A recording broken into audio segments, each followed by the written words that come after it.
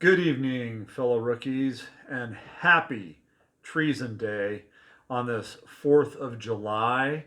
What better way to celebrate America's independence, you filthy colonialists, than with what I think is America's first true spirit? Now, the first true spirit I fell in love with a few years ago, but you never forget your first love. My first love of wine was La Segreta. It was a Chianti in the early 90s. My first love of scotch was Oban, 14-year-old, 1996 at a cigar bar. My first love of bourbon, what I could learn from bourbon, was W.L. Weller and the lines below it, which was Antique 107, which is one of my favorite bourbons of all time. But when it comes to America's original spirit, and I'm sorry, you bourbon lovers, it's not bourbon, it's rye. My first love was Willett Family Estate, 4-year-old rye. Let's explore this. Stay tuned.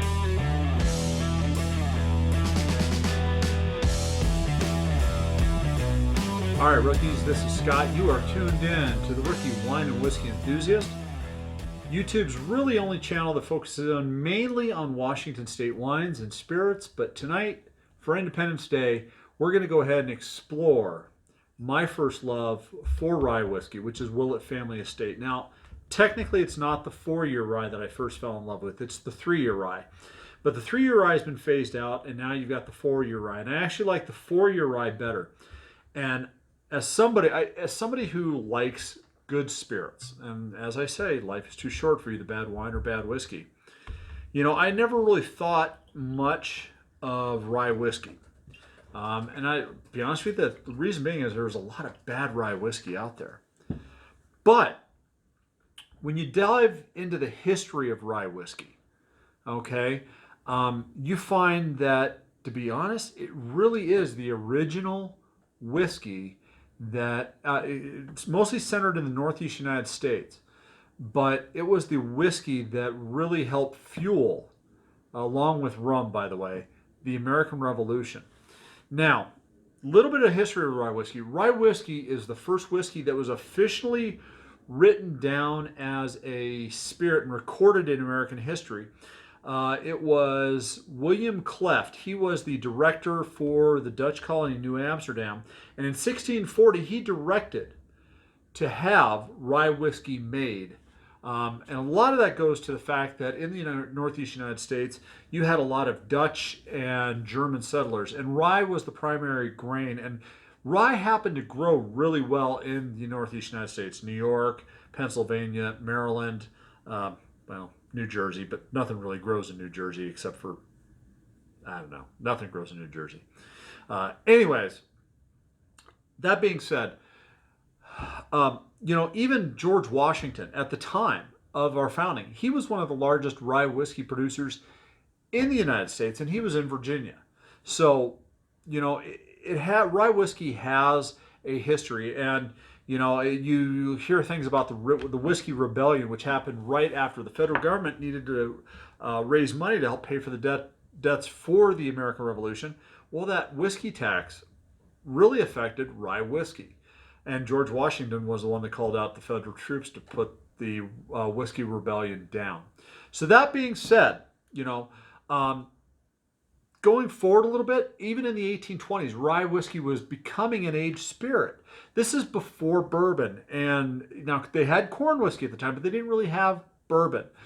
Rye whiskey was so popular that it even got a mention in the book Moby Dick, where there's a phrase there where they're talking about the blood of harpoon whales, that the blood coming out of harpoon whales was as red as the, and I'm probably gonna butcher this name, but it's the name of an old rye, Old Monongahela, Monongahela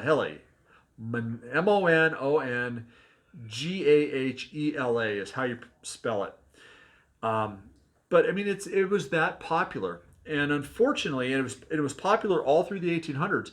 But what almost killed off rye whiskey was prohibition. Now there are a few brands remained. Old Overholt, I believe, was one of them, and I believe the Beams also helped maintain some of the rye history.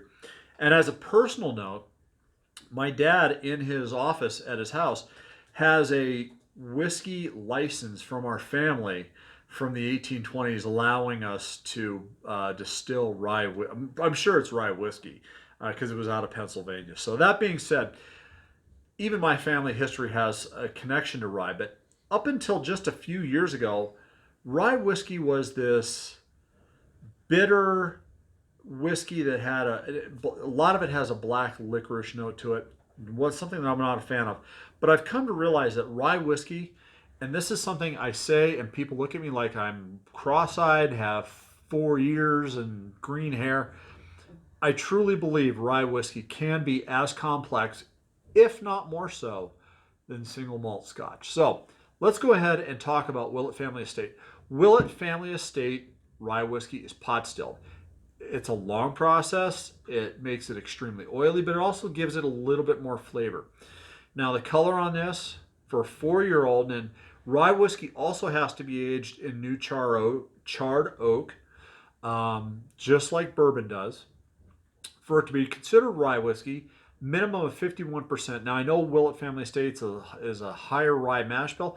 I'm a fan of the higher rye mash bill. Some of your lower rye mash bills, not so much a fan of, just because they're more bourbon-esque than they are rye. I really am attracted to the floral and the spice notes that come out in a rye whiskey. And if you guys can't tell, I am really excited when I discuss a rye whiskey. My 3 favorite rye whiskeys, and I'm going to review all of them through the next year, starting with the Willett Family Estate. Woodinville, rye, 100% rye whiskey, and then the Michter's barrel strength rye. All 3 of those are a staple in my cabinet, and I will review all of them. And I'm going to review a 4th one that I just got. There's a revival of craft whiskey in the Northeast United States, and a family relative of mine sent me a bottle of Mackenzie rye from Finger Lakes, and I'll be reviewing that at some point in the future as well. So let's go ahead and take a nose on this. Right off the bat, I mean, the floral and spice notes are just hit you. And I'm talking, the floral notes are rose petals and potpourri is what I get. For the spices, now on the nose, the floral notes really are up front and center. The spices is allspice cinnamon, a little bit of cardamom, and then it's followed by kind of a peppery chocolate note, almost like if you mixed paprika or red pepper flakes in with a really dark chocolate. God, I love the nose of these rye whiskeys. All right, let's go ahead and have a taste.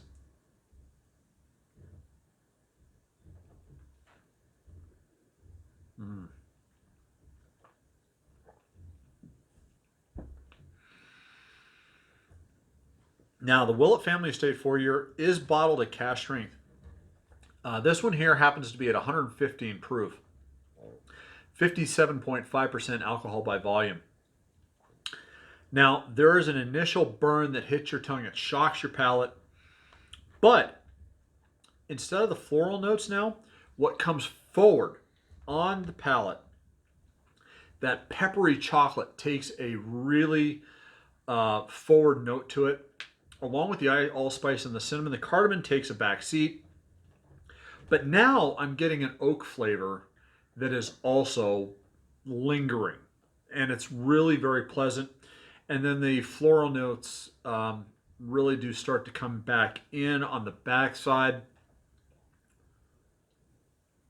I gotta take another sip.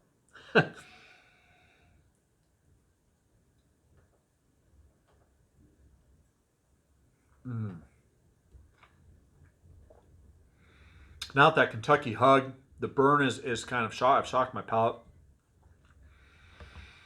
I can really, really taste the spices coming through. The cinnamon, I mean, it is a heavy cinnamon, pepper, chocolate note. It's savory too.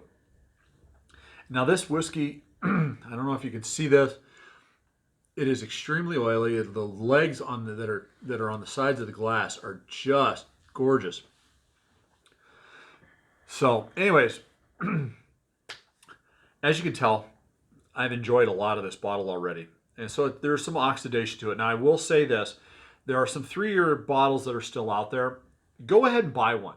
I found the 3-year to be a little bit more harsh. When my wife and I visited the Willett distillery in Kentucky, that is where I really, when I tasted this, I was like, wow. I mean, we went to the tasting room, and I recommend if you go to Kentucky, you have to stop by the Willett distillery. It's actually just around the corner from Heaven Hills. Now, Heaven Hill has a couple ryes. I believe they have Rittenhouse and Pikesville. To be honest with you, I wasn't really that impressed, and I suspect it's because they're a little bit lower rye percentages. They're still technically rye whiskeys, but I think that they're slower. They're much lower on the mash bill requirements. They're probably under 60%. I don't know for that for certain, but I do know that this one here, what they do is they blend it with they have a high rye mash bill and then blend it with a slightly lower rye mash bill. I don't know what the percentages are, but you can taste the spiciness, the higher. There's not a whole lot of sweetness, which is where you're going to get the corn that is sometimes added to these rye whiskeys. So that being said, what am I going to rate this? I know that there's a lot of people out there, they don't like the Willett rye for some reason. It's probably because of the spiciness. They're more bourbon drinkers. But if you want a solid rye whiskey that is readily available in, I believe, most of the United States, you can't go wrong with Willett Family Estate. I'm going to rate this a solid 90 out of 100 for rye whiskeys. You have the high cask strength, which means more oils. It's pot stilled. Again, more oils are going to be, more of the flavors in for the pot still. And the fact that it's a higher rye mash bill. This is an amazing rye whiskey. Can't recommend it highly enough.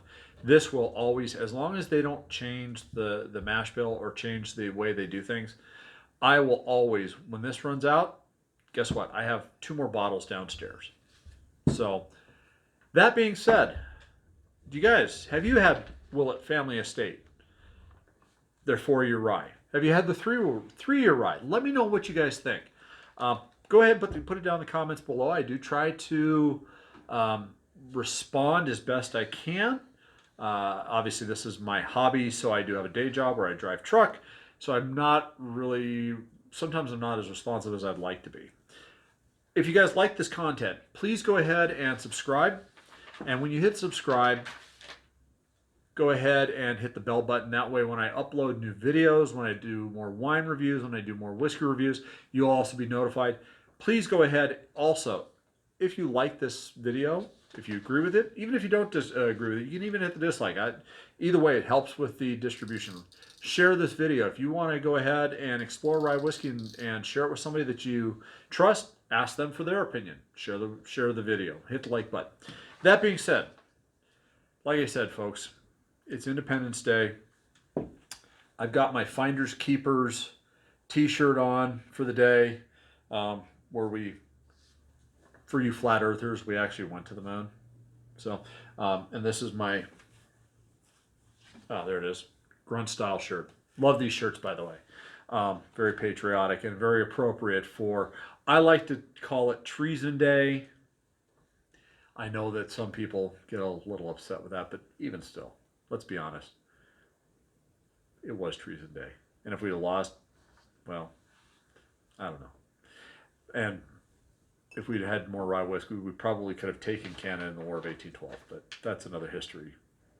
Yes, I believe we should have taken Canada in 1812. Anyways, and Brad Leclerc, that is for you and for Canada also, which produces some pretty good rye whiskeys. They just don't import it into the United States. Canadian Mist is not one of them. So, that being said, please drink responsibly. As I like to say, life is too short for either bad wine or bad whiskey. Willett Family Estate is a wonderful whiskey. Give it a try yourself. Find it at a bar. If I have a friend that has a bottle, ask them for a sample. So, cheers and salute.